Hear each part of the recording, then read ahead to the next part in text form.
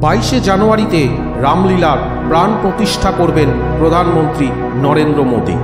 আর সেই শুভক্ষণের জন্য অধীর আগ্রহের অপেক্ষায় রাম ভক্তরা। ইতিমধ্যেই আমন্ত্রণপত্র পৌঁছে দেবার কাজ শুরু হয়ে গিয়েছে। আর রাম মন্দিরের পুরোহিত হবেন একজন পিএইচডি পড়ুয়া।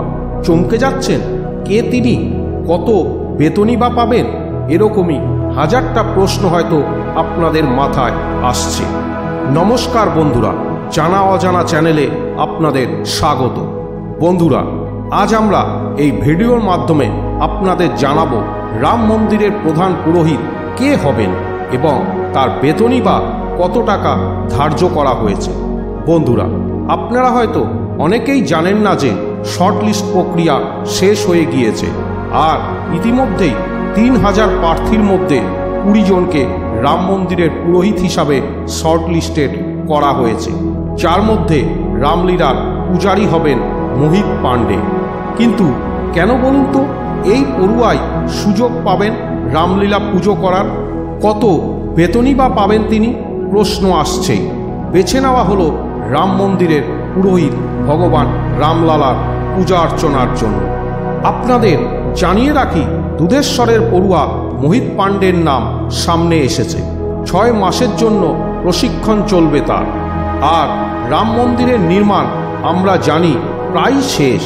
রাম মন্দিরের পুরোহিত হিসাবেই কিন্তু নির্বাচিত হলেন যোগী রাজ্যের এই ভক্ত ছাত্র।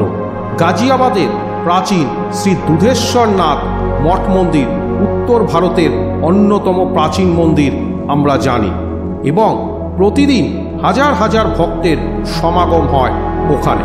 কথিত আছে যে ভক্তরা ভগবান দুধেশ্বরনাথ মন্দিরে এসে যা চান তাই পূরণ হয়। আর এই কারণেই মন্দিরে শুধু দিল্লি এনসিআর বা পশ্চিম উত্তরপ্রদেশ থেকে নয়, দেশ বিদেশ থেকে বহু ভক্তরা আসে। রাম মন্দিরের পুরোহিত হিসাবে নির্বাচিত হলেন যোগী রাজ্যের এই ভক্ত ছাত্র। রাম মন্দিরের পুরোহিত হিসাবেই তিনি নির্বাচিত হলেন। আর এরই মাঝে রাম মন্দিরের পুরোহিত নিয়োগের প্রক্রিয়া চলছিল, আপনারা জানেনই। আর পূজারী হিসাবে কিন্তু প্রথম পছন্দ দুধেশ্বরনাথ বৈদ্য বিদ্যাপীঠের ছাত্র মোহিত পাণ্ডে। জানেন, প্রায় 3000 পূজারী ইন্টারভিউ দেয় এই পুজো করার জন্য। আর সেই 3000 পূজারীর মধ্যে তিনি শর্টলিস্টেড হয়েছেন। শর্টলিস্ট তো প্রথমে 20 জনকে করা হয়েছে, সেই তালিকায় কিন্তু অন্যতম এই মোহিত পাণ্ডে। এখনো পর্যন্ত সকলকে ছাপিয়ে তিনি এগিয়ে রয়েছেন। তবে এই 20 জনের কিন্তু 6 মাস পর্যন্ত ট্রেনিং চলবে, তারপর কিন্তু চূড়ান্ত পর্বের নিয়োগ। কিন্তু জানেন কি কেন মোহিত পাণ্ডে এগিয়ে রয়েছেন? আপনাদের জানিয়ে রাখি, মোহিত সীতাপুরের বাসিন্দা। দুধেশ্বরনাথ বৈদ্য বিদ্যাপীঠে তিনি 7 বছর পর্যন্ত সামবেদের শিক্ষা লাভ করেছেন।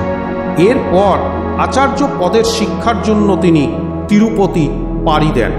আচার্য ডিগ্রিপ্রাপ্ত হওয়ার পর পিএইচডি প্রস্তুতি নিচ্ছেন মোহিত পাণ্ডে। এর মধ্যেই রাম মন্দিরের পুরোহিত নিয়োগের বিজ্ঞাপন দেখে উৎসাহিত হয়ে পড়েন মোহিত। তার পরের দিনই আবেদন করেন এই পদের জন্য। 3000 জনের মধ্যে থেকে শর্টলিস্টেড হওয়ার পর উচ্ছ্বসিত মোহিত। রাম মন্দিরের পুরোহিত হওয়ার যোগ্যতা কি ছিল? প্রশ্ন আমাদের মনে আসতেই পারে। জানাই আপনাদের, রাম মন্দির ট্রাস্টের সদস্য অনিল মিশ্র তিনি জানিয়েছেন, আবেদনকারীদের বয়স হতে হবে 20 থেকে 30 বছরের মধ্যে। শ্রীরাম নন্দনীয় দীক্ষা নিতে হবে প্রত্যেক আবেদনকারীকে। আর শর্টলিস্টে পুরোহিত প্রার্থীরা 6 মাস পর্যন্ত ট্রেনিং পাবেন। তবে আবেদনকারীকে গুরুকুল শিক্ষা পদ্ধতিতে কিন্তু শিক্ষিত হতে হবে। এবার তাহলে সেই প্রশ্নটাই আসা যাক, কত টাকা বেতন পাবেন মোহিত পাণ্ডে? শ্রীরাম মন্দির তীর্থক্ষেত্র ট্রাস্ট সম্প্রতি পুরোহিতদের বেতন বৃদ্ধি করেছেন আমরা জানি। আর মে মাসের এই বৃদ্ধির পর রাম মন্দিরের মুখ্য পুরোহিত 15,520 টাকা থেকে বেড়ে 25,000 টাকা পাচ্ছিলেন। আর 8,940 টাকা থেকে বেড়ে সহকারী পুরোহিত বেতন হয়েছিল 20,000 টাকা। তারপর আমরা জানি যে অক্টোবর মাসে দ্বিতীয়বার বেতন কাঠামো পরিবর্তন হয় রাম মন্দিরে। নতুন স্ট্রাকচার অনুযায়ী এখন রাম মন্দিরের প্রধান পুরোহিতের বেতন হবে 32,900 টাকা, আর সহকারী পুরোহিতের বেতন হবে 31,000 টাকা। তা আজকের এই ভিডিওটি এই পর্যন্তই। তথ্যগুলি ভালো লাগলে ভিডিওতে একটি লাইক করে যাবেন, আর কমেন্ট বক্সে অবশ্যই লিখবেন জয় শ্রীরাম। নমস্কার।